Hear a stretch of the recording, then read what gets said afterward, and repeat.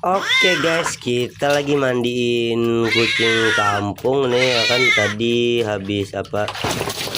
Kita habis mungut di jalan lagi, terus dia banyak kutu, kita mandiin dengan dengan alat seadanya ya kan, dengan sampo seadanya.